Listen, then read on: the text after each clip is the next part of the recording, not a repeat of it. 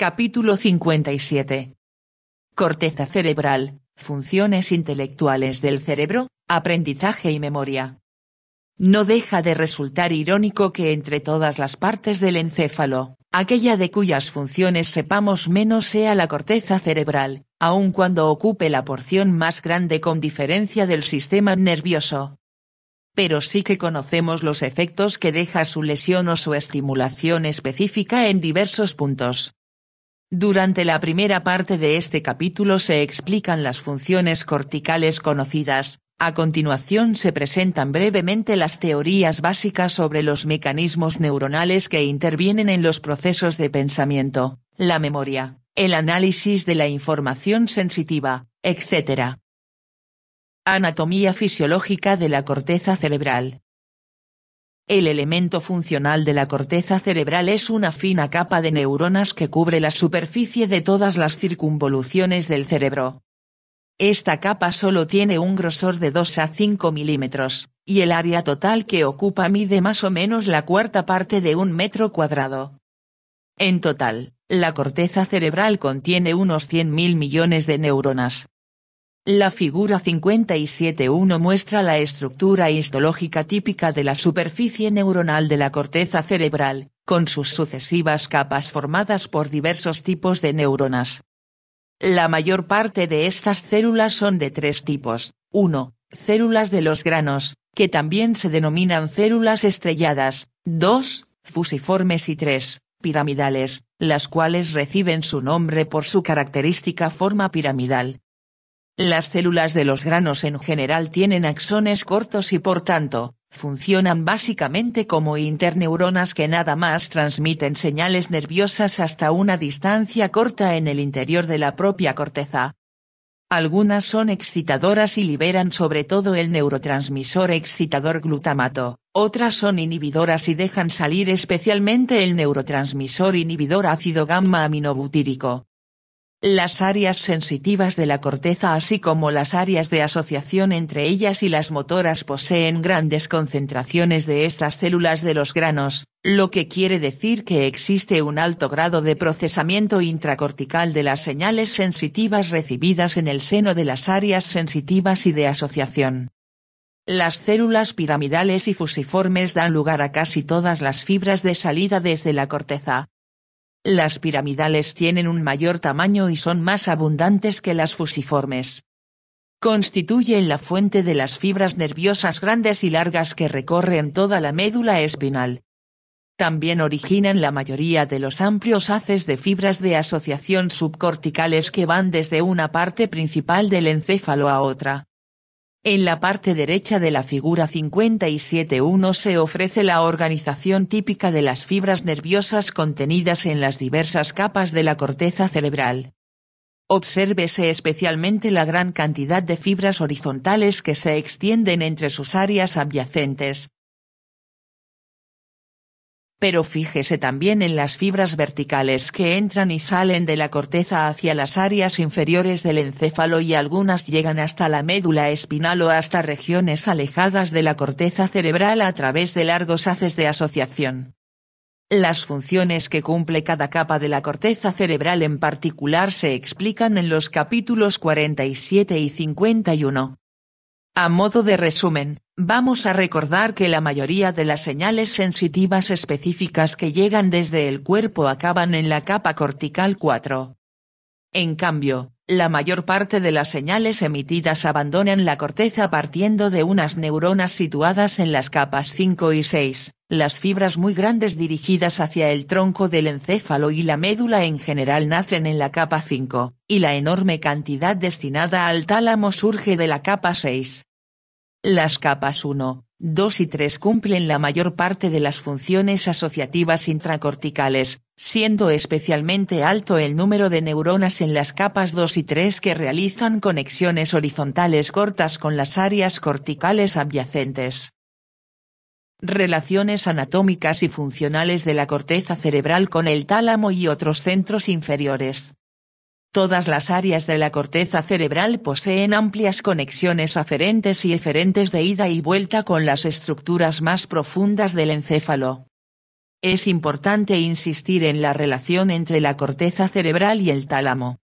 Cuando esta última estructura se lesiona a la vez que la corteza, el deterioro sufrido por las funciones cerebrales es mucho mayor que cuando se daña la corteza en solitario, porque la excitación talámica de esta última resulta necesaria para casi toda la actividad cortical. La figura 57.2 muestra las áreas de la corteza cerebral que conectan con partes específicas del tálamo. Estas conexiones actúan en ambas direcciones, desde el tálamo hacia la corteza y desde ella básicamente de vuelta a la misma zona del tálamo. Además, cuando se cortan las conexiones talámicas, desaparecen casi por completo las funciones desempeñadas por el área cortical correspondiente. Por tanto, la corteza opera en íntima asociación con el tálamo y prácticamente puede considerarse una unidad con él desde el punto de vista anatómico y funcional. Por esta razón, el tálamo y la corteza juntos a veces reciben la denominación de sistema tálamo-cortical. Casi todas las vías procedentes de los receptores y de los órganos sensitivos, y dirigidas hacia la corteza, atraviesan el tálamo, con la excepción fundamental de algunas vías sensitivas del olfato.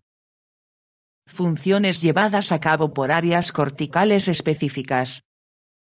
Los estudios realizados con seres humanos han demostrado que las diversas áreas de la corteza cerebral cumplen funciones independientes. La figura 57.3 ofrece un mapa de algunas de estas funciones según quedaron determinadas mediante la estimulación eléctrica cortical en pacientes despiertos o durante la exploración neurológica después de haber extirpado partes de la corteza. Los pacientes sometidos a la estimulación eléctrica relataban las ideas evocadas por este proceso y a veces, experimentaban movimientos. En ocasiones, emitían espontáneamente un sonido o incluso una palabra, u ofrecían algún otro signo de estimulación. La reunión de grandes cantidades de información procedentes de muchas fuentes distintas produce un mapa más general, tal como está representado en la figura 57.4. Esta imagen muestra las principales áreas motoras de la corteza primarias y de las secundarias premotoras y suplementarias, así como las principales áreas sensitivas primarias y secundarias encargadas de la sensibilidad somática, la visión y la audición, que se explican en los capítulos anteriores. Las áreas motoras primarias poseen conexiones directas con músculos específicos para originar movimientos musculares concretos. Las áreas sensitivas primarias detectan sensaciones concretas, visual, auditiva o somática, que se transmiten directamente hasta el cerebro desde los órganos sensitivos periféricos. Las áreas secundarias interpretan las señales procedentes de las áreas primarias. Por ejemplo, las áreas premotora y suplementaria funcionan junto a la corteza motora primaria y los ganglios basales para suministrar patrones de actividad motora. En el ámbito de los sentidos, las áreas sensitivas secundarias, situadas a unos centímetros de distancia de las primarias, comienzan a analizar los significados de las señales sensitivas concretas, como por ejemplo, 1. La interpretación de la forma y la textura de un objeto cogido con la mano. 2. La interpretación del color, la intensidad lumínica, las direcciones de las líneas y los ángulos y otros aspectos de la visión. Y 3. La interpretación de los significados que tienen los tonos sonoros y sus secuencias en las señales auditivas. Áreas de asociación.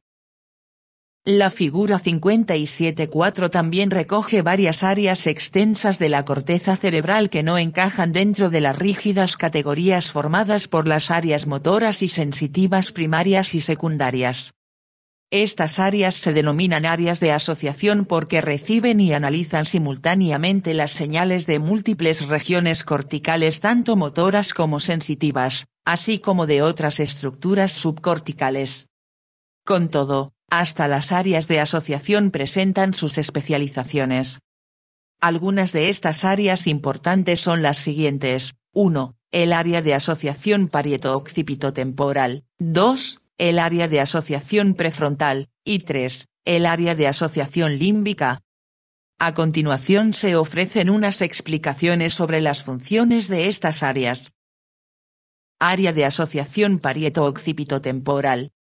Esta área de asociación está situada en el gran espacio de la corteza parietal y occipital cuyo límite anterior corresponde a la corteza somatosensitiva, el posterior a la corteza visual y el lateral a la corteza auditiva.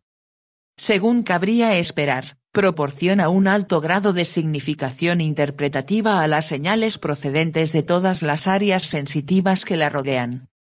Sin embargo, hasta el área de asociación parieto-occipitotemporal posee sus propias subáreas funcionales, que se ofrecen en la figura 57.5. 1. Análisis de las coordenadas espaciales del cuerpo.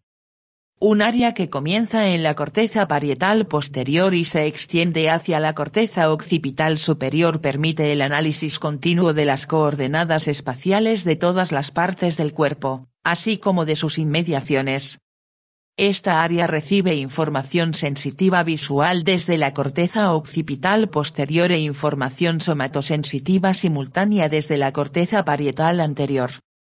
Con todos estos datos, calcula las coordenadas del medio visual, auditivo y corporal que la rodea. 2. Área de Wernicke importante para la comprensión del lenguaje. El área principal para la comprensión del lenguaje, denominada área de Wernicke, está detrás de la corteza auditiva primaria en la parte posterior de la circunvolución superior del lóbulo temporal. Más adelante la explicamos con más detalle. Se trata de la región más importante de todo el cerebro para las funciones intelectuales superiores porque casi todas ellas están basadas en el lenguaje. 3. Área de circunvolución angular necesaria para el procesamiento inicial del lenguaje visual, lectura.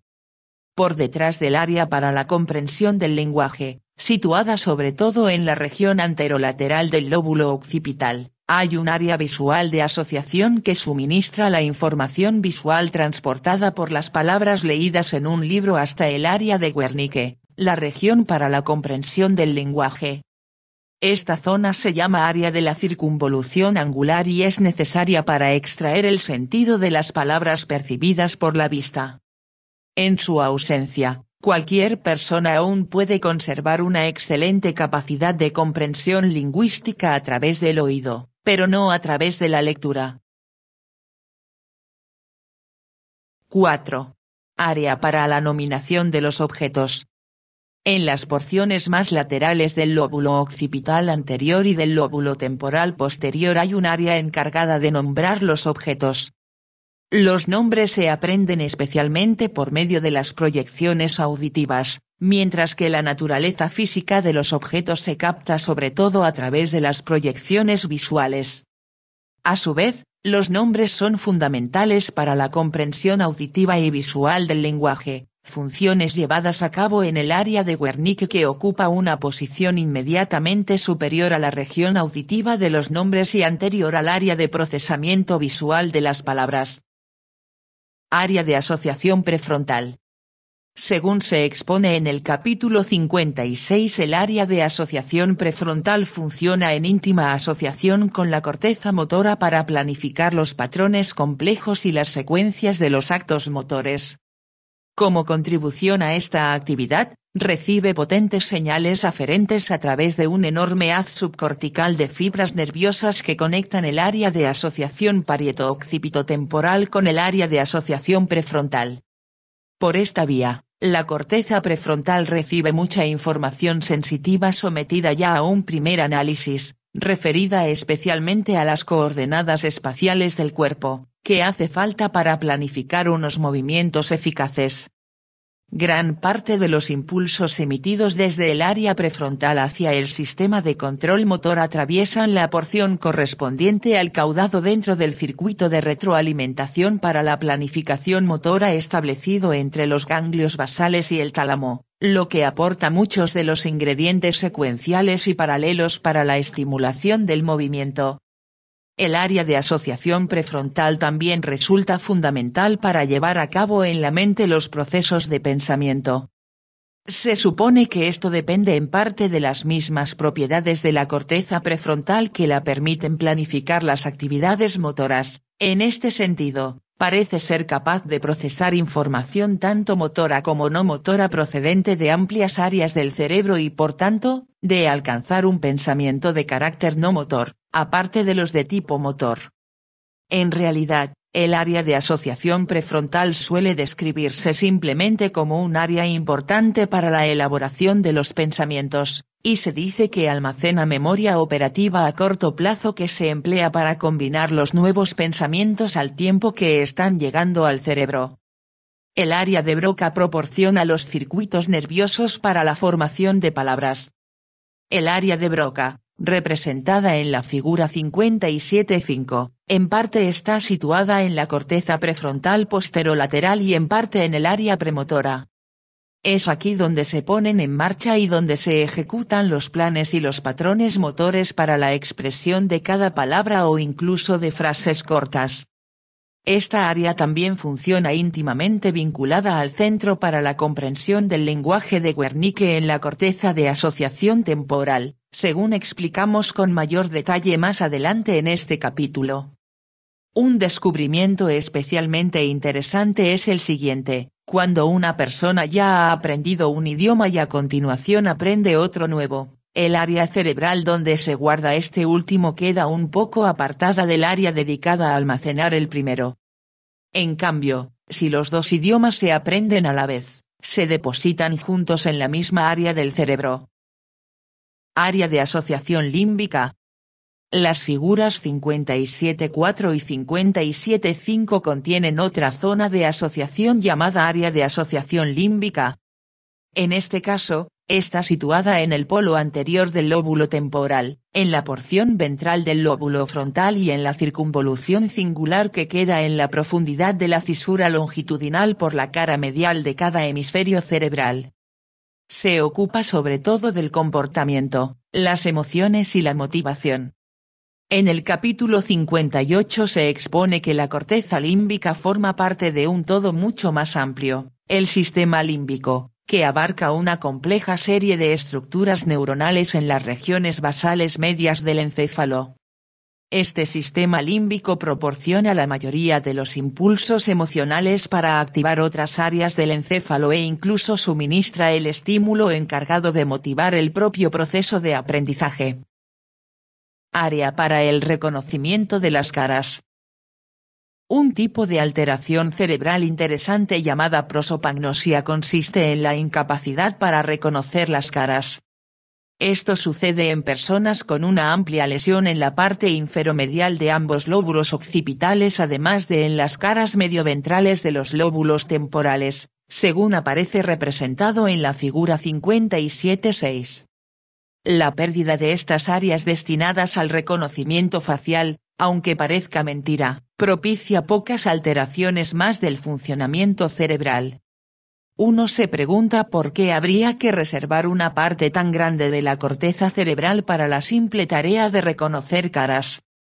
La mayoría de nuestras ocupaciones diarias implican el encuentro con otras personas, y así puede comprobarse la importancia de esta función intelectual.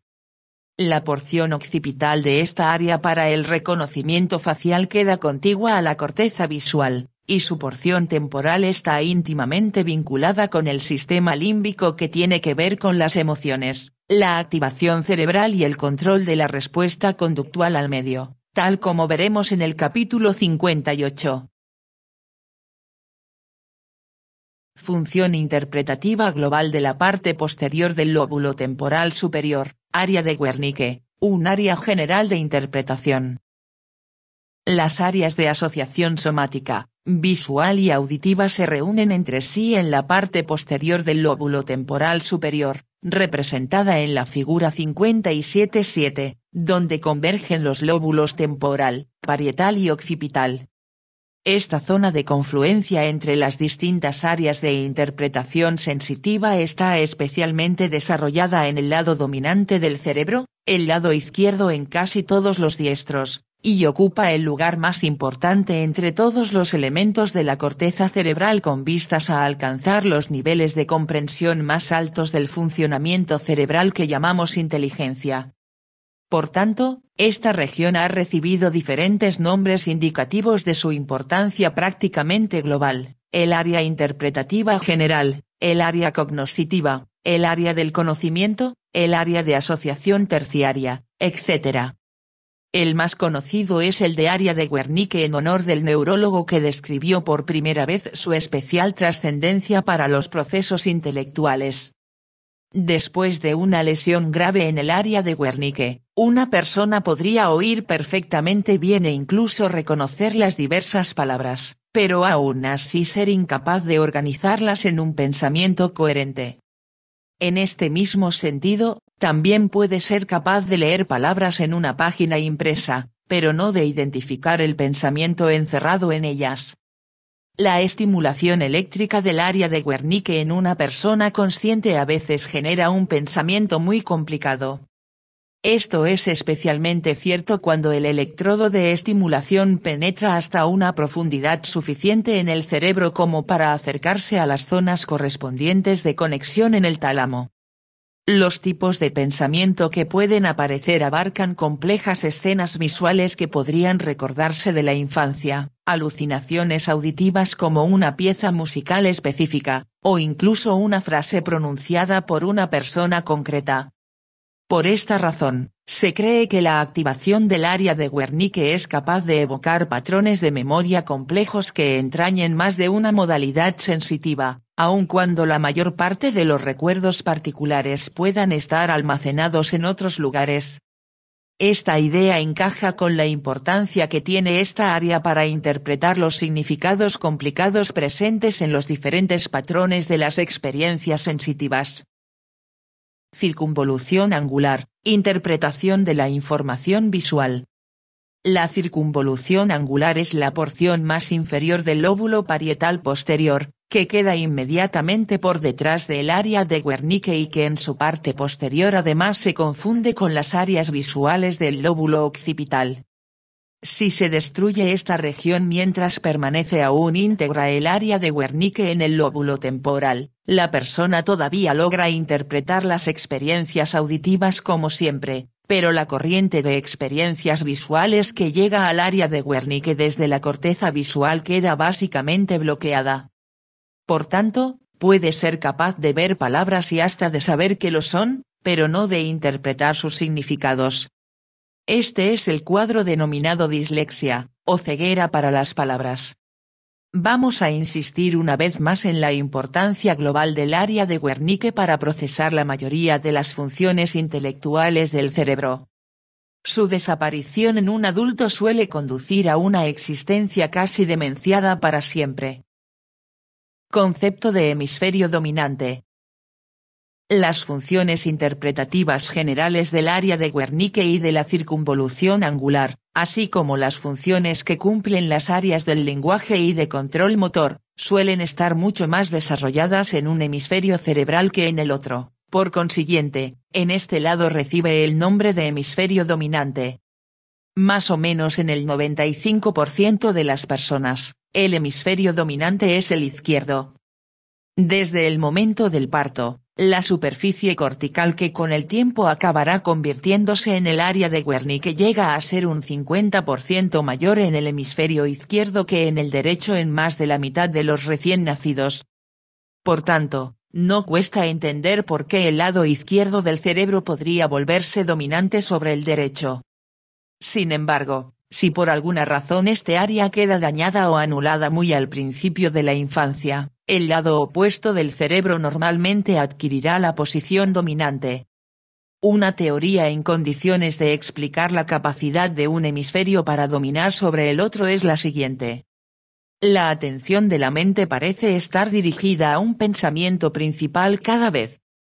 Se supone que como en el momento del parto el lóbulo temporal posterior izquierdo suele ser un poco más grande que el derecho, normalmente comienza a emplearse en mayor proporción.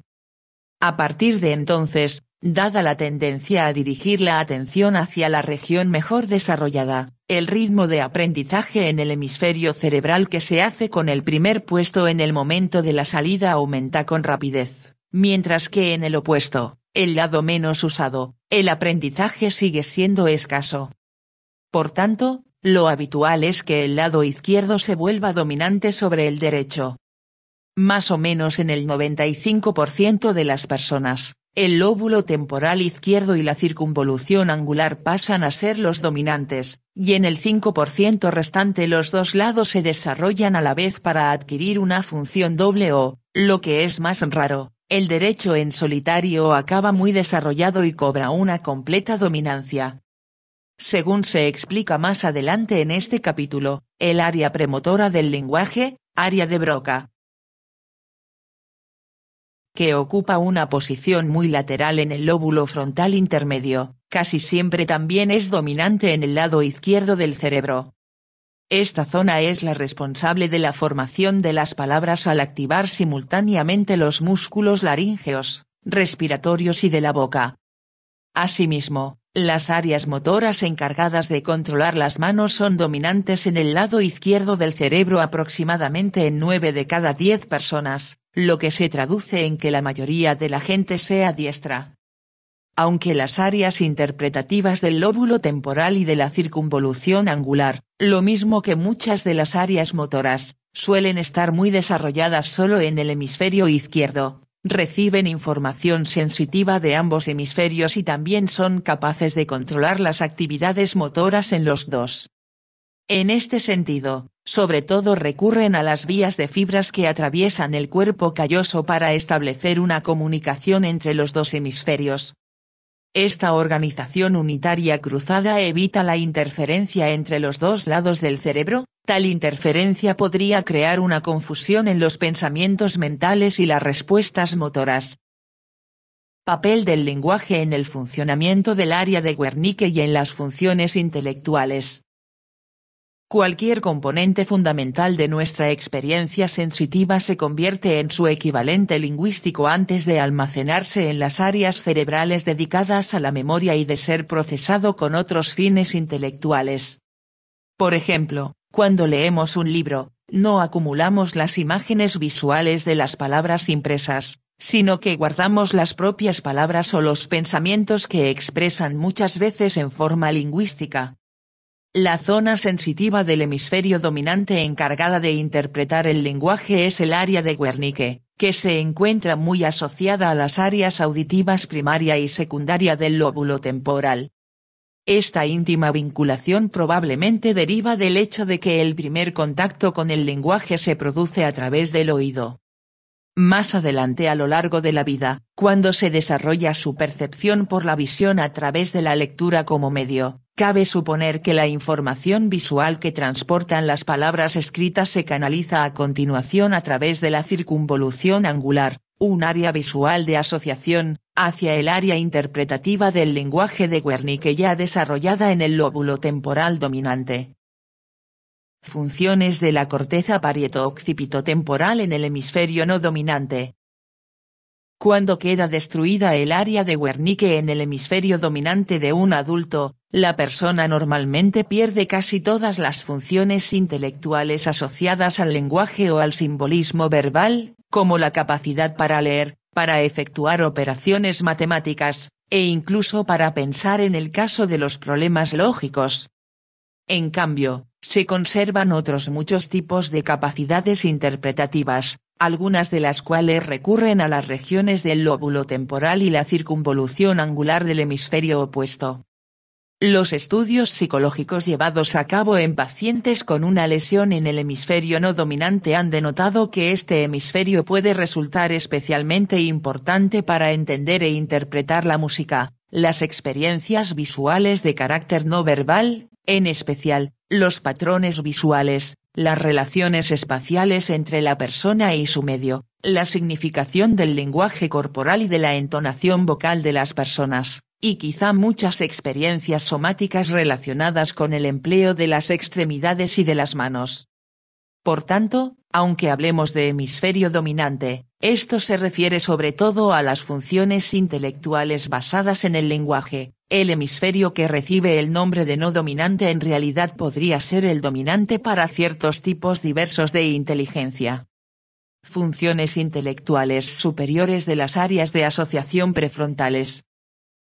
Durante años se ha enseñado que la corteza prefrontal es el lugar donde asienta el intelecto superior en el ser humano, especialmente debido a que la diferencia principal entre el cerebro de los monos y el de los hombres consiste en la gran prominencia que adquieren las áreas prefrontales humanas.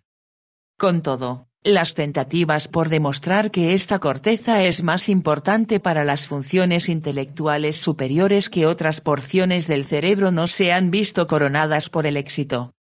En efecto, la destrucción del área para la comprensión del lenguaje en el lóbulo temporal superior posterior, área de Wernicke, y de la región adyacente de la circunvolución angular en el hemisferio dominante produce un daño mucho mayor sobre la inteligencia que la destrucción de las áreas prefrontales.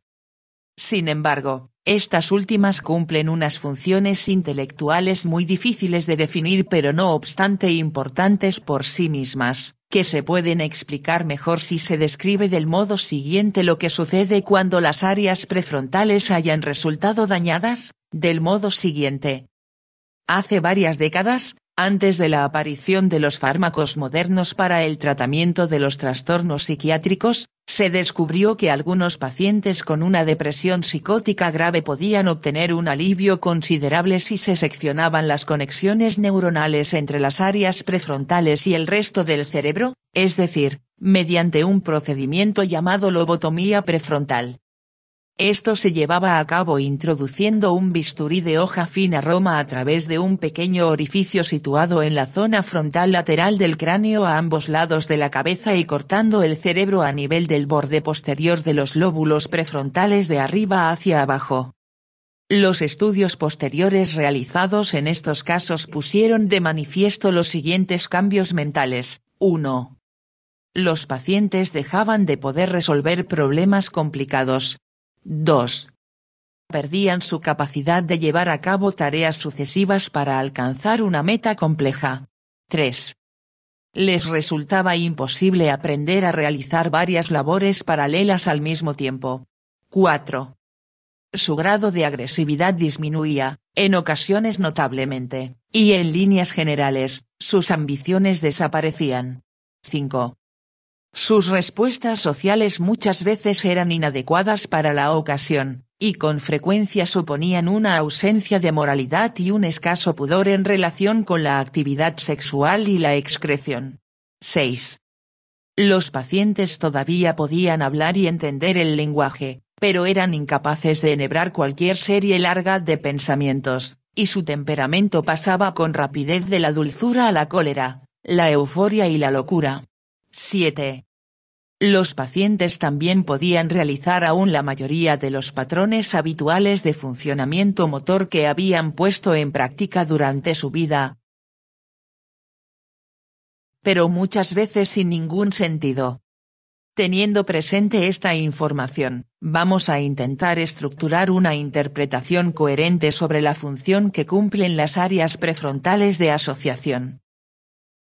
Disminución de la agresividad y respuestas sociales inadecuadas. Estas dos características probablemente derivan de la desaparición de las partes ventrales en los lóbulos frontales de la cara inferior del cerebro. Según se ha explicado antes y tal como queda representado en las figuras 57.4 y 57.5, esta zona forma parte de la corteza límbica de asociación, en vez de la corteza prefrontal de asociación. Dicha región límbica sirve para controlar el comportamiento, lo que se estudia con detalle en el capítulo 58. Incapacidad para avanzar en pos de un objetivo o para recorrer una secuencia de pensamientos. Antes en este mismo capítulo hemos estudiado que las áreas prefrontales de asociación poseen la capacidad de recoger información procedente de amplias regiones cerebrales y emplear su contenido para cristalizar unos patrones de pensamiento más profundos encaminados a alcanzar un objetivo. Aunque las personas sin cortezas prefrontales conservan la capacidad de pensar, el contenido que exhiben está poco coordinado según una secuencia lógica si el plazo supera unos cuantos segundos o alrededor de un minuto como máximo. Uno de los efectos de esta situación consiste en que la gente sin corteza prefrontal se distrae con facilidad del tema central de pensamiento, mientras que cuando funciona con normalidad son capaces de avanzar hasta culminar sus metas planteadas con independencia de las distracciones. Elaboración del pensamiento, anticipación y ejecución de las funciones intelectuales superiores por las áreas prefrontales, concepto de memoria operativa. Otra función que los psicólogos y los neurólogos han atribuido a las áreas prefrontales es la elaboración del pensamiento. Esto no quiere decir nada más que un mayor grado de profundidad y abstracción en los diferentes pensamientos reunidos a partir de múltiples fuentes de información. Las pruebas psicológicas han puesto de manifiesto que los animales inferiores sometidos a una lobectomía prefrontal a los que se presentaba una serie de fragmentos sucesivos de información sensitiva, perdían la pista incluso en el caso de la memoria temporal, tal vez debido a que se distraían con tal facilidad que no conseguían retener los pensamientos el tiempo suficiente para que tuviera lugar el almacenamiento del recuerdo. Esta capacidad de las áreas prefrontales para seguir el hilo de muchos fragmentos de información a la vez y permitir la evocación instantánea de su contenido cuando lo requieran los pensamientos ulteriores se denomina memoria operativa del cerebro. Esta propiedad podría explicar las numerosas funciones cerebrales que asociamos a la inteligencia superior. En realidad, las investigaciones han demostrado que las áreas prefrontales están divididas en segmentos independientes destinados a almacenar diversos tipos de memoria temporal, como una zona dedicada a la forma y la configuración de un objeto o de una parte del cuerpo, y otra encargada de su movimiento. Al combinarse todos estos fragmentos transitorios que integran la memoria operativa, surgen las capacidades siguientes: 1. Pronosticar, 2. Planificar el futuro, 3. Retrasar la acción sucesiva a las señales sensitivas recibidas de modo que sea posible sopesar su información hasta decidir la respuesta mejor elaborada, 4. Plantearse las consecuencias de las acciones motoras antes de llevarlas a cabo, 5. Resolver problemas matemáticos, legales o filosóficos complejos, 6. Correlacionar todas las vías de información para diagnosticar enfermedades raras, y 7. Controlar nuestras actividades en consonancia con las leyes morales. Función del cerebro en la comunicación, recepción y emisión del lenguaje. Una de las diferencias más importantes entre los seres humanos y los animales inferiores radica en la facilidad que tienen los hombres para comunicarse entre sí. Por ende, como las pruebas neurológicas logran valorar sin problemas la capacidad de una persona para ponerse en comunicación con los demás, sabemos más sobre los sistemas sensitivos y motores relacionados con esta actividad que acerca de cualquier otra parcela del funcionamiento de la corteza cerebral. Por tanto, vamos a examinar, con la ayuda de los mapas anatómicos sobre las vías nerviosas que aparecen en la figura 57.8, la intervención de la corteza en el tema de la comunicación. Con ello podrá verse de inmediato cómo se aplican en este ámbito los principios del análisis sensitivo y el control motor. La comunicación presenta dos facetas: en primer lugar, el aspecto sensitivo, recepción del lenguaje, en la que participan los oídos y los ojos, y en segundo lugar, el aspecto motor, emisión del lenguaje, que abarca la vocalización y su control. Aspectos sensitivos de la comunicación. Ya hemos observado antes en este capítulo que la destrucción de ciertas porciones en las áreas auditivas o visuales de asociación corticales puede desembocar en una incapacidad para entender el lenguaje hablado o escrito.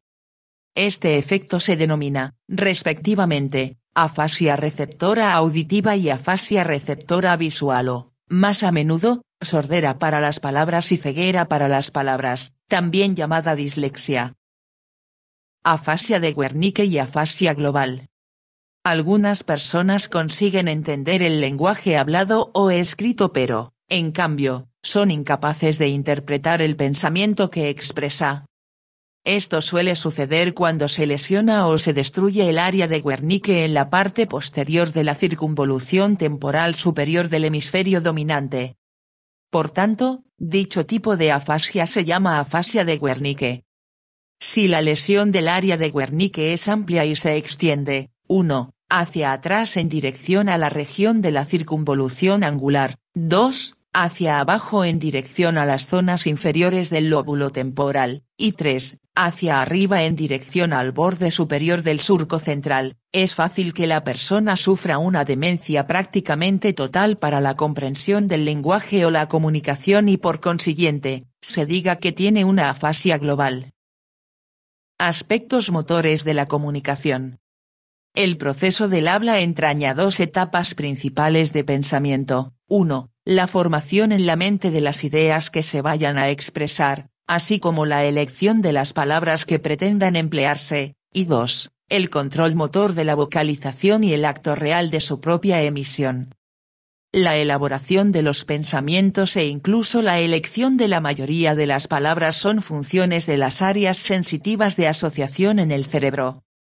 Una vez más, es el área de Wernicke en la parte posterior de la circunvolución temporal superior la que posee una mayor importancia para desarrollar esta capacidad. Por tanto, una persona con una afasia de Wernicke o con una afasia global no podrá formular los pensamientos que haya que comunicar. O, en el caso de que la lesión no fuera tan grave, sí que será capaz, pero no así de reunir las secuencias de palabras oportunas para expresarlos. A veces, incluso pronuncian palabras con fluidez pero que son confusas. La pérdida del área de Broca produce una afasia motora. En ocasiones una persona es capaz de decidir lo que quiere expresar pero no consigue que el aparato vocal emita palabras en vez de ruidos. Este efecto, denominado afasia motora, deriva de una lesión en el área del lenguaje de Broca, que se halla en la región facial premotora y prefrontal de la corteza cerebral, más o menos el 95% de las veces en el hemisferio izquierdo, tal como está representado en las figuras 57.5 y 57.8. Por tanto, todos los patrones motores especializados en el control de la laringe, los labios, la boca, el aparato respiratorio y otros músculos auxiliares del lenguaje se ponen en marcha en esta área. Articulación. Por último, queda el acto de la articulación, constituido por las actividades musculares de la boca, la lengua, la laringe, las cuerdas vocales, etc., que son los responsables de la entonación, el ritmo y las variaciones rápidas de intensidad en los sonidos sucesivos. Las regiones facial y laríngea de la corteza motora activan estos músculos, y el cerebelo, los ganglios basales y la corteza sensitiva contribuyen a controlar la secuencia y la intensidad de las contracciones musculares, haciendo un uso generoso de los mecanismos de retroalimentación a cargo de los ganglios basales y el cerebelo, descritos en los capítulos 55 y 56. La destrucción de cualquiera de estas regiones puede provocar una incapacidad parcial o total para hablar con claridad. Resumen. La figura 57.8 contiene las dos vías principales encargadas de la comunicación. La mitad superior muestra la vía que interviene en la audición y el lenguaje. Sus pasos son los siguientes: 1. Recepción de las señales sonoras que codifican las palabras en el área auditiva primaria. 2. Interpretación de las palabras en el área de Wernicke. 3. Determinación de los pensamientos y de las palabras que vayan a pronunciarse, también en el área de Wernicke. 4. Transmisión de señales desde el área de Wernicke hasta el área de Broca a través del fascículo arqueado. 5. Activación de los programas motores especializados para regular la formación de las palabras en el área de Broca. Y 6. Transmisión de las señales pertinentes hacia la corteza motora para controlar los músculos del lenguaje. La imagen inferior ofrece las etapas equiparables a las anteriores cuando se lee y a continuación se responde hablando. La zona receptora inicial para las palabras está en el área visual primaria en vez de en el área auditiva primaria. A continuación, la información atraviesa sus primeras fases de interpretación en la región de la circunvolución angular y finalmente alcanza su nivel pleno de reconocimiento en el área de Wernicke. Desde aquí, la secuencia ya coincide con la que se sigue al hablar como respuesta al lenguaje oral. Función del cuerpo calloso y de la comisura anterior para transmitir los pensamientos, recuerdos, aprendizaje y otros tipos de información entre los dos hemisferios cerebrales. Las fibras del cuerpo calloso proporcionan abundantes conexiones nerviosas en ambos sentidos que unen la mayor parte de las áreas corticales respectivas de los dos hemisferios cerebrales excepto en el caso de las porciones anteriores de los lóbulos temporales. Estas zonas, incluida sobre todo la amígdala, están interconectadas por fibras que atraviesan la comisura anterior. Debido al tremendo número de fibras que componen el cuerpo calloso, desde el comienzo se supuso que esta enorme estructura debe cumplir alguna misión importante para correlacionar las actividades de los dos hemisferios cerebrales. Sin embargo, cuando se destruía en los animales de experimentación, al principio costaba discernir algún déficit en el funcionamiento cerebral. Por tanto, durante mucho tiempo, la función del cuerpo calloso permaneció envuelta en el misterio. En la actualidad, las investigaciones bien diseñadas han demostrado unas funciones importantísimas para el cuerpo calloso y la comisura anterior. Estas conclusiones pueden explicarse mejor si se describe uno de los experimentos. En un primer momento, se prepara un mono cortando el cuerpo calloso y dividiendo el quiasma óptico en sentido longitudinal, de modo que las señales procedentes de cada ojo no puedan llegar más que al hemisferio cerebral del mismo lado. A continuación se le enseña a reconocer diversos objetos con el ojo derecho mientras se mantiene cubierto el izquierdo. Después, se tapa el ojo derecho y se examina al mono para determinar si el ojo izquierdo es capaz de reconocer los mismos objetos. La respuesta a esta situación es que no puede hacerlo.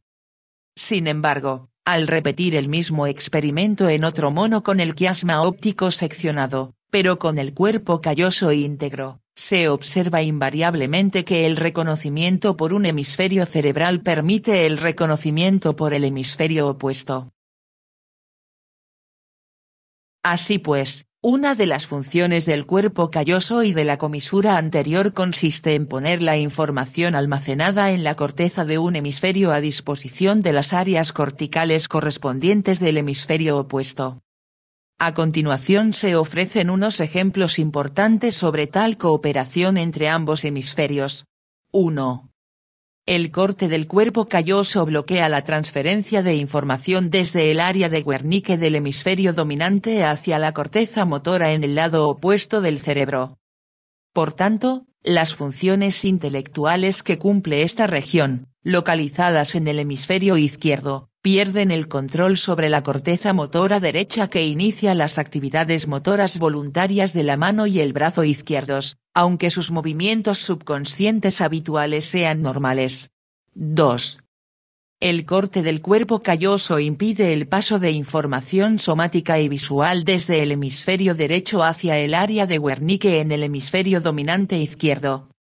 Así pues, la sensibilidad de este tipo procedente del lado izquierdo del cuerpo a menudo no alcanza esta zona cerebral de interpretación general y por dicha razón no puede utilizarse al tomar una decisión. 3. Finalmente, las personas cuyo cuerpo calloso esté interrumpido del todo poseen dos porciones cerebrales conscientes completamente independientes. Por ejemplo, en un adolescente afectado por esta situación, solo la mitad izquierda de su cerebro podría entender el lenguaje escrito y oral debido a que este lado era el hemisferio dominante. En cambio, el lado derecho del cerebro sí que podría comprender el lenguaje escrito, pero no el oral. Además, la corteza derecha sería capaz de desencadenar una respuesta de actividad motora al lenguaje escrito sin que la corteza izquierda supiera jamás por qué se emitió. El efecto era bastante diferente cuando se suscitaba una respuesta emocional en el lado derecho del cerebro. En este caso, también tenía lugar su aparición subconsciente en el lado izquierdo. Esto sucedía con total seguridad porque las áreas de ambos lados del cerebro encargadas de las emociones, las cortezas temporales anteriores y sus zonas adyacentes, aún permanecían comunicadas entre sí a través de la comisura anterior que no se había cortado.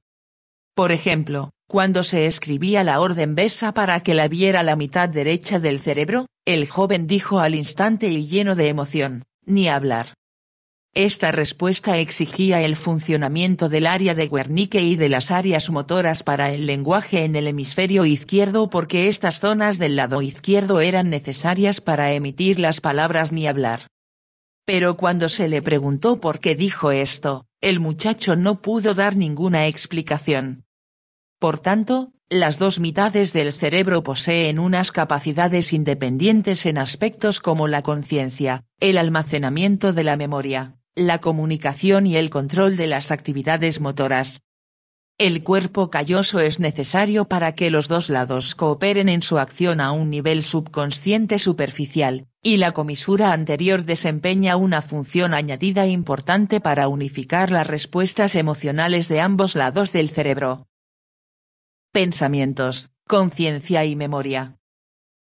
Nuestro problema más difícil al abordar la conciencia, el pensamiento, la memoria y el aprendizaje radica en que ignoramos los mecanismos nerviosos que sigue un pensamiento y conocemos poco sobre el mecanismo de la memoria. Sí que sabemos que la destrucción de grandes porciones de la corteza cerebral no impide que una persona tenga pensamientos, pero sí reduce su profundidad y también el grado de conciencia que ejerce sobre su medio. No hay duda de que cada pensamiento entraña unas señales simultáneas en muchas porciones de la corteza cerebral, el tálamo, el sistema límbico y la formación reticular del tronco del encéfalo. Algunos pensamientos básicos probablemente dependan casi por completo de los centros inferiores. La idea del dolor quizás sea un buen ejemplo debido a que la estimulación eléctrica de la corteza humana rara vez suscita algo más que un dolor leve, mientras que en el caso de ciertas regiones del hipotálamo, la amígdala y el mesencéfalo puede provocar un dolor atroz. Por el contrario, un tipo de patrón de pensamiento que requiere una gran participación de la corteza cerebral es el de la visión, debido a que la ausencia de la corteza visual genera una absoluta incapacidad para percibir las formas visuales o los colores. Podríamos formular una definición provisional del pensamiento en función de la actividad nerviosa del modo siguiente: un pensamiento deriva de un patrón de estimulación en múltiples componentes del sistema nervioso al mismo tiempo, que quizás implique por encima de todo a la corteza cerebral, el tálamo, el sistema límbico y la parte superior de la formación reticular en el tronco del encéfalo. Esto se denomina teoría holística de los pensamientos.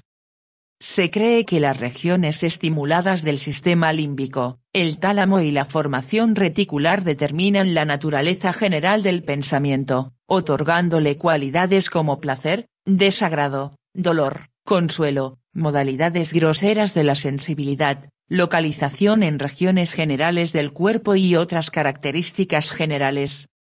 Sin embargo, las zonas específicas estimuladas de la corteza cerebral condicionan los rasgos diferenciados del pensamiento, como 1. La localización específica de las sensaciones en la superficie del cuerpo y de los objetos en el campo visual, 2. La sensación de la textura de la seda, 3. El reconocimiento visual del patrón rectangular de un muro de bloques de hormigón, y 4. Otras características individuales que entran a formar parte del conocimiento global de un instante particular. La conciencia tal vez pueda describirse como el flujo continuo de conocimiento que tenemos sobre nuestro medio o sobre nuestros pensamientos sucesivos. Memoria, funciones de la facilitación y la inhibición sinápticas. Los recuerdos se almacenan en el cerebro al variar la sensibilidad básica de la transmisión sináptica entre las neuronas como consecuencia de la actividad nerviosa previa. Las vías nuevas o facilitadas se llaman huellas de memoria. Son importantes porque, una vez que quedan establecidas, es posible activarlas de forma selectiva por los pensamientos de la mente para reproducir los recuerdos. Los experimentos con los animales inferiores han puesto de manifiesto que las huellas de memoria pueden darse a cualquier nivel del sistema nervioso. Hasta los reflejos medulares varían al menos un poco como respuesta a la activación repetida de la médula, y estos cambios reflejos forman parte del proceso de la memoria. Asimismo, los recuerdos a largo plazo derivan de modificaciones producidas en la conducción sináptica de los centros cerebrales inferiores. Sin embargo, la mayor parte de los recuerdos que asociamos a los mecanismos intelectuales se basan en las huellas de memoria de la corteza cerebral. Memoria positiva y negativa, sensibilización o habituación de la transmisión sináptica. Aunque muchas veces pensamos en la memoria como una recuperación positiva de los pensamientos o las experiencias previas, probablemente su mayor ingrediente sean los recuerdos negativos, y no los positivos. A saber, el cerebro se ve inundado de información sensitiva procedente de cualquiera de nuestros sentidos. Si la mente pretendiera recordar todo su contenido, la capacidad cerebral de la memoria quedaría desbordada rápidamente. Por suerte, el cerebro tiene la capacidad de aprender a ignorar aquella información irrelevante. Esto sucede por la inhibición de las vías sinápticas encargadas de su transmisión. El efecto resultante se llama habituación, y se trata de un tipo de memoria negativo. Por el contrario, frente a la información recibida que genera unas consecuencias importantes como dolor o placer, el cerebro posee una capacidad automática diferente para potenciar y almacenar las huellas de memoria. Es la memoria positiva, que obedece a la facilitación de las vías sinápticas, y este proceso se denomina sensibilización de la memoria. Más adelante expondremos que unas zonas especiales de las regiones límbicas basales en el cerebro determinan si la información es importante o no y toman la decisión subconsciente de guardar el pensamiento como una huella de memoria sensibilizada o suprimirlo. Clasificación de la memoria.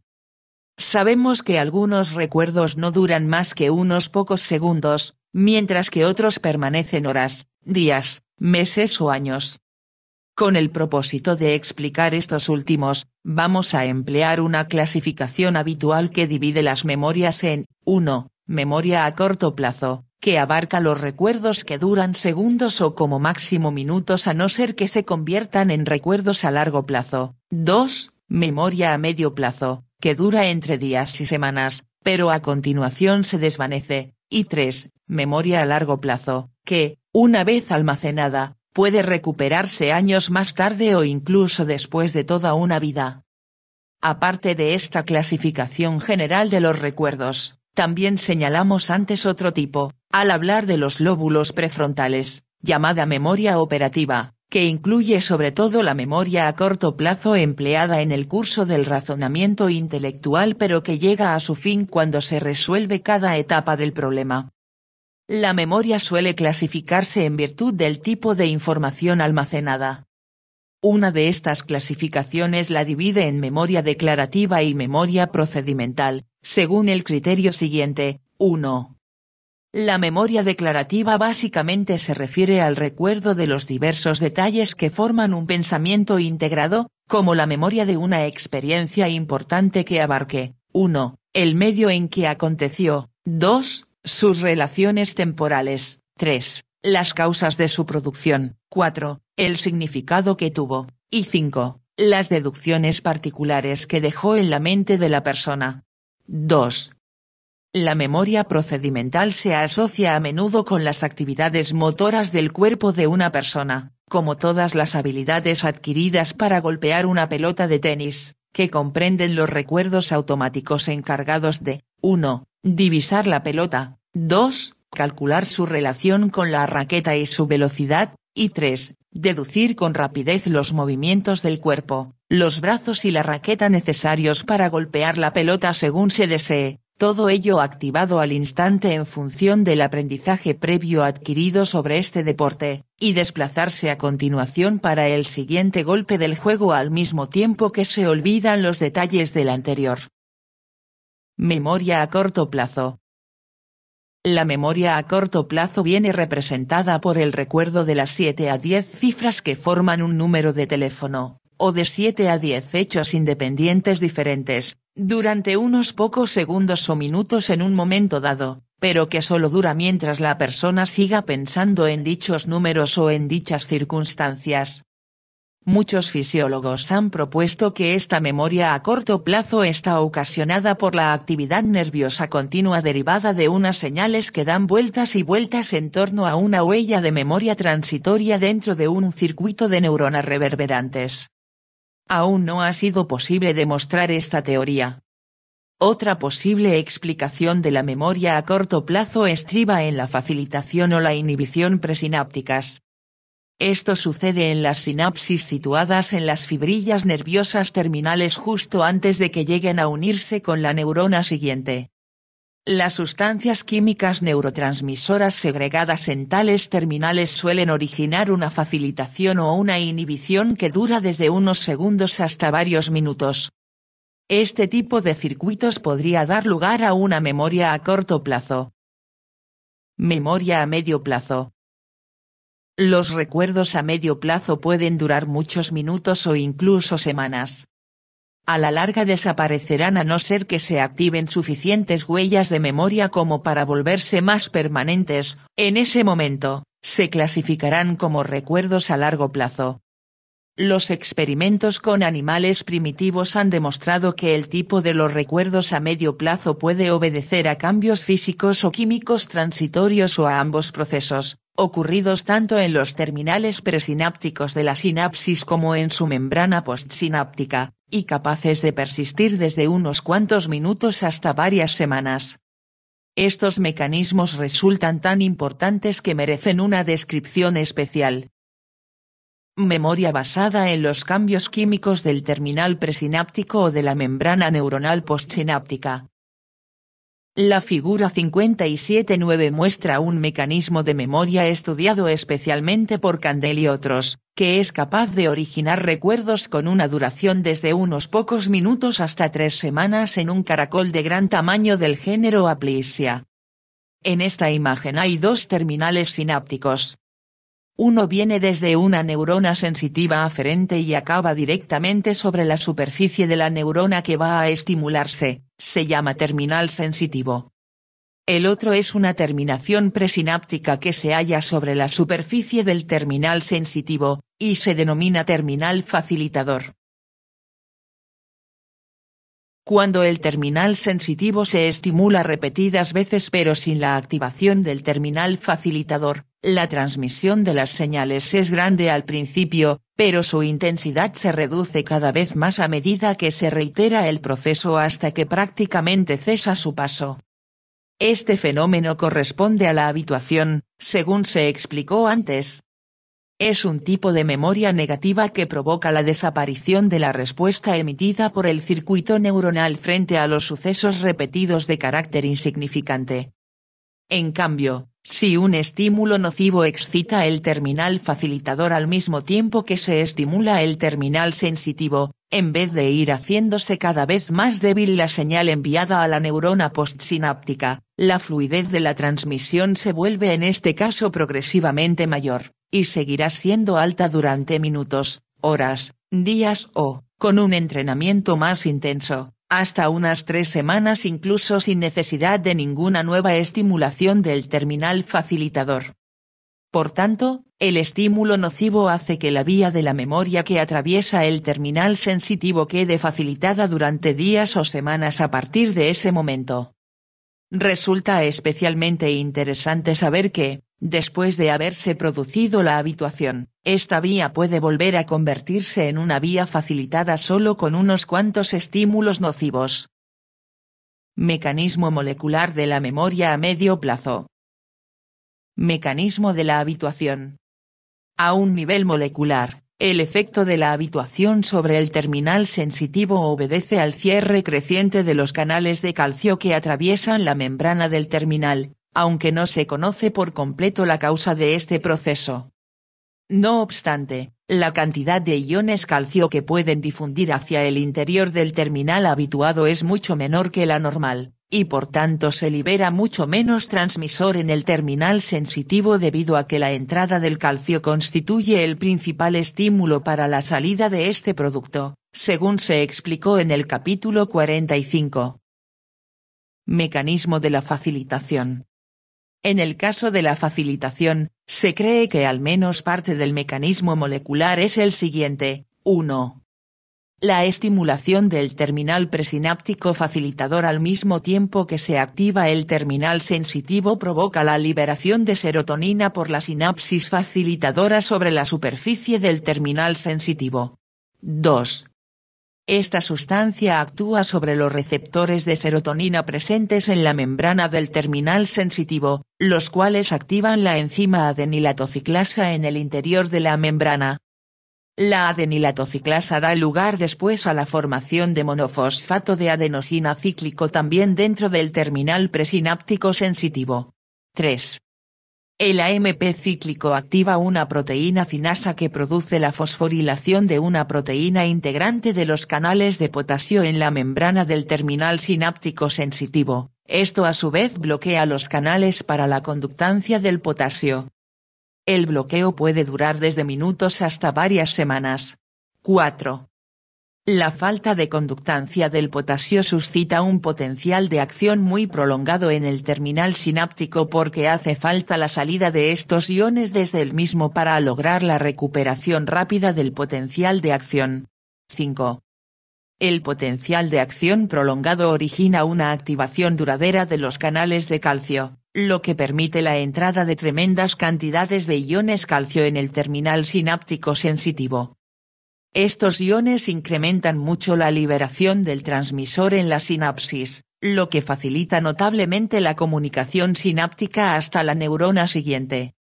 Por tanto, siguiendo una vía muy indirecta, el efecto asociativo producido por la estimulación del terminal facilitador al mismo tiempo que se activa el terminal sensitivo genera un aumento prolongado en la sensibilidad a la excitación de este último, y esto establece la huella de memoria. Los estudios de Birne y otros, también en el caracol aplisia, han sugerido otro mecanismo más de memoria sináptica. Sus trabajos han demostrado que la acción sobre una misma neurona de estímulos procedentes de fuentes independientes puede provocar, en las condiciones adecuadas, cambios a largo plazo en las propiedades de membrana de la neurona postsináptica en vez de la membrana neuronal presináptica, pero que conducen básicamente a los mismos efectos sobre la memoria. Memoria a largo plazo. No existe una delimitación evidente entre los tipos más prolongados de memoria a medio plazo y la auténtica memoria a largo plazo. La distinción es solo de grado. Sin embargo, en general se piensa que la memoria a largo plazo depende de unos cambios estructurales reales sucedidos en la sinapsis, en vez de unos cambios meramente de carácter químico, que potencien o supriman la conducción de las señales. Una vez más, vamos a recordar los experimentos con animales primitivos, donde los sistemas nerviosos son mucho más fáciles de estudiar, que han aportado una inmensa contribución para comprender los posibles mecanismos de la memoria a largo plazo. Durante la formación de la memoria a largo plazo se producen cambios estructurales en las sinapsis. Las imágenes tomadas con el microscopio electrónico en animales invertebrados han puesto de manifiesto la producción de múltiples cambios estructurales de tipo físico en muchas sinapsis durante la formación de las huellas de memoria a largo plazo. Estas modificaciones estructurales no sucederán si se administra un fármaco capaz de bloquear la estimulación de la replicación proteica por el ADN en la neurona presináptica, ni tampoco surgirá la huella de memoria permanente. Por tanto, parece que el desarrollo de una auténtica memoria a largo plazo depende de la reestructuración física de las propias sinapsis según un modo que varíe su sensibilidad para transmitir las señales nerviosas. Los principales cambios estructurales físicos que suceden son los siguientes: 1. Aumento de los puntos para la liberación de vesículas de secreción de la sustancia transmisora. 2. Aumento de la cantidad de vesículas transmisoras liberadas. 3. Aumento del número de terminales presinápticos. 4. Variaciones en la estructura de las espinas dendríticas que permiten la transmisión de señales más potentes. Así pues, por varios caminos diferentes, la capacidad estructural de la sinapsis para transmitir señales parece elevarse durante el establecimiento de unas auténticas huellas de memoria a largo plazo. La cantidad de neuronas y sus conexiones muchas veces varían considerablemente durante el aprendizaje. Durante las primeras semanas, meses o quizás incluso un año de vida más o menos, muchas zonas del encéfalo generan un gran exceso de neuronas, y estas células dan origen a numerosas ramas axónicas para entablar conexiones con otras neuronas. Si los axones nuevos no llegan a las neuronas siguientes, a las células musculares o glandulares convenientes, se disolverán en un plazo de unas pocas semanas. Así pues, el número de conexiones neuronales queda determinado por factores de crecimiento nervioso específicos liberados en sentido retrógrado desde las células estimuladas. Además, cuando la conectividad sea insuficiente, toda la neurona que da origen a las ramas axónicas podría acabar por desaparecer. Por tanto, poco después del nacimiento, hay un principio de usar o tirar que rige el número final de neuronas y su conectividad en las porciones respectivas del sistema nervioso humano. Se trata de un tipo de aprendizaje. Por ejemplo, si el ojo de un animal recién nacido se tapa durante muchas semanas después del parto, las neuronas de las bandas alternas de la corteza cerebral visual, conectadas normalmente al ojo cubierto, degenerarán y el ojo tapado permanecerá parcial o totalmente ciego durante el resto de su vida. Hasta hace poco tiempo se creía que el aprendizaje por modificación de la cantidad de neuronas en los circuitos de memoria era muy escaso en los animales y en el ser humano adulto. Sin embargo, las investigaciones recientes indican que incluso los adultos recurren a este mecanismo, al menos en cierta medida. Consolidación de la memoria. Para que la memoria a corto plazo se transforme en memoria a largo plazo capaz de evocarse semanas o años más tarde, debe quedar consolidada. Es decir, si la memoria a corto plazo se activa repetidas veces, pondrá en marcha unos cambios anatómicos, físicos y químicos en las sinapsis que son responsables del tipo de memoria a largo plazo. Este proceso tarda de 5 a 10 minutos en producir una consolidación mínima y 1 hora o más para una consolidación profunda.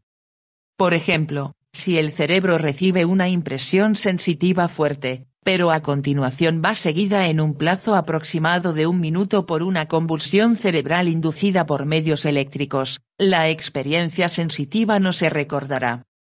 Análogamente, una conmoción cerebral, la aplicación súbita de una anestesia general profunda o cualquier otro efecto que produzca un bloqueo pasajero en el funcionamiento dinámico del encéfalo, pueden impedir la consolidación. La consolidación y el tiempo necesario para que suceda probablemente pueden explicarse recurriendo al fenómeno de la repetición de la memoria a corto plazo del modo siguiente. La repetición potencia la transferencia desde la memoria a corto plazo hasta la memoria a largo plazo.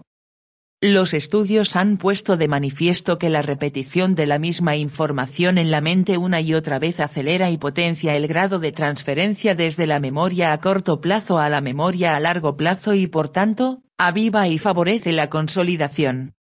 El cerebro posee una tendencia natural a repetir la información recién recibida, especialmente si capta la atención de la mente.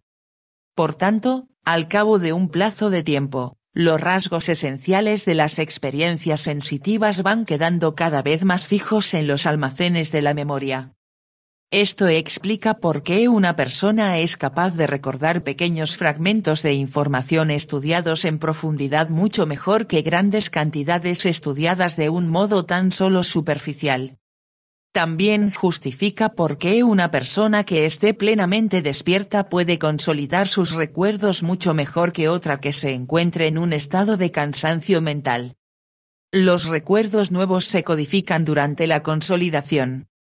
Uno de los rasgos más importantes de la consolidación consiste en que los recuerdos nuevos se codifican en clases diferentes de información.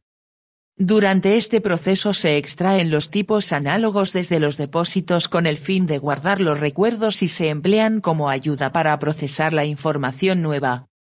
Se comparan las semejanzas y las diferencias entre lo nuevo y lo antiguo, y parte del proceso de almacenamiento consiste en acumular la información acerca de estas semejanzas y diferencias, en vez de guardar los contenidos nuevos sin procesar.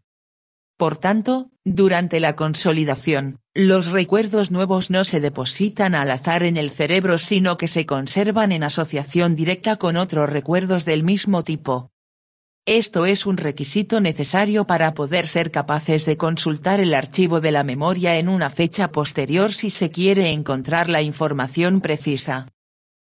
Importancia de determinados componentes específicos del cerebro en el proceso de la memoria.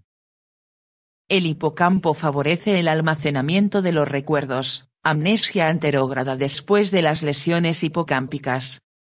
El hipocampo es la porción más medial de la corteza en el lóbulo temporal, donde se pliega en un principio siguiendo un sentido medial por debajo del cerebro y después un sentido ascendente hacia la cara interna inferior del ventrículo lateral. Los dos hipocampos se han extirpado para el tratamiento de la epilepsia en unos cuantos pacientes. Este procedimiento no afecta seriamente a la memoria de una persona en lo que atañe a la información almacenada en el cerebro antes de extraer los hipocampos. Sin embargo, una vez realizada la técnica, a partir de entonces prácticamente pierden su capacidad para guardar recuerdos de tipo verbal y simbólico, memoria de tipo declarativo, en la memoria a largo plazo, o incluso en la memoria a medio plazo cuya duración sea superior a unos minutos. Por tanto, estas personas son incapaces de crear nuevos recuerdos a largo plazo con aquellos tipos de información que constituyen los cimientos para la inteligencia. Esto se denomina amnesia anterógrada. Pero ¿por qué el hipocampo tiene tanta trascendencia en sus aportaciones al cerebro para almacenar nuevos recuerdos? La respuesta más probable señala que esta estructura se cuenta entre las vías de salida más importantes procedentes de las áreas de recompensa y castigo del sistema límbico, según se explica en el capítulo 58. Los estímulos sensitivos o los pensamientos que suscitan dolor o aversión activan los centros del castigo límbicos, y los estímulos que generan placer, felicidad o una sensación reconfortante activan los centros de la recompensa también límbicos. En conjunto, todos ellos procuran el estado de ánimo y las motivaciones que mueven a una persona. Entre estas últimas figura el impulso que lleva al cerebro a recordar aquellas experiencias y pensamientos que le resultan agradables o desagradables. Los hipocampos, en particular, y en menor medida los núcleos dorsomediales del tálamo, otra estructura de tipo límbico, han resultado especialmente importantes para tomar la decisión acerca de cuáles de nuestros pensamientos reúnen un interés suficiente como para merecer el recuerdo en virtud de las facetas de la recompensa o el castigo. Amnesia retrógrada, incapacidad para recuperar los recuerdos del pasado. Cuando existe una amnesia retrógrada, es fácil que su grado sea mucho mayor para los acontecimientos recientes que para los sucesos del pasado remoto. La razón para esta diferencia quizás estribe en que los recuerdos distantes se han repetido tantas veces que las huellas de memoria se encuentran profundamente engranadas, y los componentes de estos recuerdos se guardan en extensas regiones del encéfalo. En algunas personas con lesiones del hipocampo, aparece un cierto grado de amnesia retrógrada además de la anterógrada, lo que indica que estos dos tipos como poco están parcialmente relacionados y que las lesiones del hipocampo tienen la capacidad de producir ambas clases. Sin embargo, la alteración de algunas zonas talámicas puede dar lugar específicamente a una amnesia retrógrada sin originar una amnesia anterógrada apreciable. Una posible explicación para este hecho dice que el tálamo puede adoptar un papel de ayuda a la persona para indagar en los depósitos de la memoria y así, leer los recuerdos. Es decir, El proceso de la memoria no solo requiere el almacenamiento de los recuerdos sino también una capacidad para buscarlos y encontrarlos en un tiempo posterior. La posible intervención del tálamo en este mecanismo se explica más a fondo en el capítulo 58. El hipocampo no es importante para el aprendizaje reflejo. Las personas con lesiones en el hipocampo no suelen tener problemas para aprender habilidades físicas que no entrañen la verbalización o la inteligencia de tipo simbólico. Por ejemplo, aún son capaces de adquirir las destrezas físicas y manuales rápidas que hacen falta en muchas clases de deporte. Este tipo de aprendizaje se denomina aprendizaje manual o aprendizaje reflejo. Depende de la reiteración física de las tareas requeridas una y otra vez de nuevo, en vez de su repetición simbólica en la mente.